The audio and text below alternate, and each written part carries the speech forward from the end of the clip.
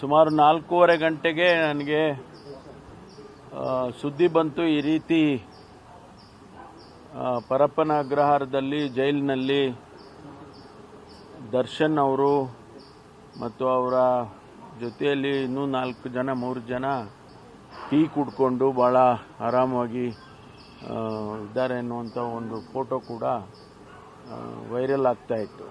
ತಕ್ಷಣ ನಾನು DG ಅವರಿಗೆ ಮಾತನಾಡಿ, DG ಪ್ರಿಸನ್ಸ್ಗೆ ಮಾತನಾಡಿ ಅವು ಸಂಬಂಧಪಟ್ಟ ಅಧಿಕಾರಿಗಳನ್ನ ಅಲ್ಲಿಗೆ ಕಳಿಸ್ಕೊಟ್ಟು ಎಲ್ಲ ತನಿಖೆ ಮಾಡಿದ್ದೇವೆ.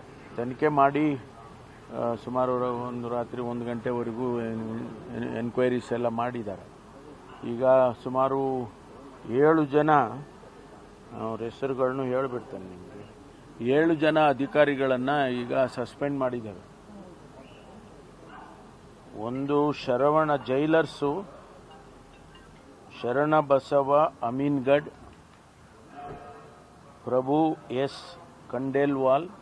Assistant jailers LS Tippeswamy, Srikanth Talwar. Tippeswamy, LS Tippeswamy, Srikanth Talwar, ಇವರಿಬ್ಬರು ಜೈಲರ್, ಇದು ಸಬ್ ಅಸಿಸ್ಟೆಂಟ್ ಜೈಲರ್ಸ್.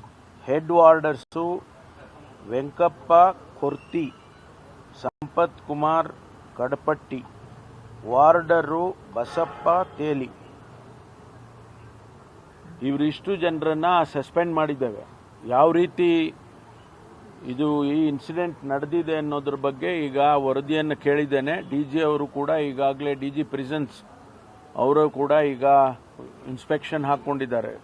ಅವರು ಕೂಡ ಬೆಳಿಗ್ಗೆ ಹೋಗಿದ್ದಾರೆ. ಇಂಥ ಘಟನೆ ನಡೀಬಾರ್ದು, ಯಾವ ಕಾರಣಕ್ಕೂ ಕೂಡ ನಡೀಬಾರ್ದು. ಆದರೆ ಈ ವ್ಯಕ್ತಿಗಳು ಯಾರು 7 ಜನ ಹೆಸರು ಹೇಳಿದ್ದೇನೆ, ಇವರು ಭಾಗಿಯಾಗಿದ್ದಾರೆ.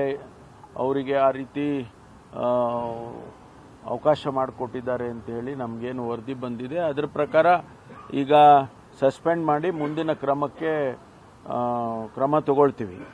ಆಮೇಲೆ ಸೀನಿಯರ್ ಆಫೀಸರ್ಸ್ ಯಾರಿದ್ದಾರೆ ಅಲ್ಲಿ, ಜೈಲ್ ಸೂಪರ್ಡೆಂಟ್ ಇರ್ಬೋದು, ಅದಕ್ಕಿಂತ ಸೀನಿಯರ್ಸ್ ಇರ್ಬೋದು, ಅವ್ರನ್ನೂ ಕೂಡ ಅಲ್ಲಿಂದ ಟ್ರಾನ್ಸ್ಫರ್ ಮಾಡ್ತೇನೆ.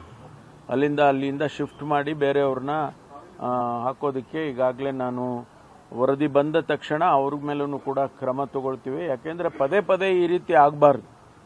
ಯಾವುದೇ ಜೈಲಿನಲ್ಲಾಗಲಿ ರಾಜ್ಯದಲ್ಲಿ ಇರ್ತಕ್ಕಂಥ ಎಲ್ಲ ಬಂದಿಖಾನೆಗಳಲ್ಲೂ ಕೂಡ ನಾವು ಸೆನ್ಸಿಟೈಸ್ ಮಾಡಿದ್ದೀವಿ, ಕ್ಯಾಮ್ರಾಗಳು ಹಾಕ್ತಾ ಇದ್ದೀವಿ, CCTVಗಳನ್ನ ಹಾಕ್ತಾ ಇದ್ದೀವಿ, ಆಮೇಲೆ ಜಾಮರ್ಸ್ಗಳು ಹಾಕ್ತಾ ಇದ್ದೀವಿ.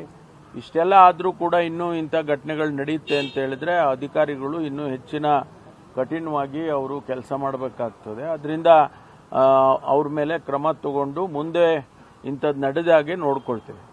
ಆದರೆ ಈ ಘಟನೆ ಆಗಿದೆಯಲ್ಲ, ಅದಕ್ಕೇನು ಸಮರ್ಥನೆ ಮಾಡ್ಕೊಳಕ್ಕೆ ಹೋಗ್ತಾ ಇಲ್ಲ ನಾನು. ಇಂಥ ಘಟನೆ ಆಗಬಾರ್ದು ಅನ್ನೋದನ್ನ ಹೇಳ್ತಾ ಇದ್ದೀನಿ. ಈಗ ಅಲ್ಲಿ ಜಾಮರ್ ಹಾಕಿದ್ದೇವೆ. ಜಾಮರ್ ಹಾಕಿ ಹೈ ಫ್ರೀಕ್ವೆನ್ಸಿ ಜಾಮರ್ ಹಾಕಿದರೆ ಪಕ್ಕದ ಏರಿಯಾ ಎಲ್ಲ ತೊಂದರೆ ಆಗ್ತದೆ ಅಂತೇಳಿ ಕಂಪ್ಲೇಂಟ್ಸ್ ಬಂತು. ಅದಕ್ಕೆ ಫ್ರೀಕ್ವೆನ್ಸಿ ಕಡಿಮೆ ಮಾಡಿದ್ವಿ.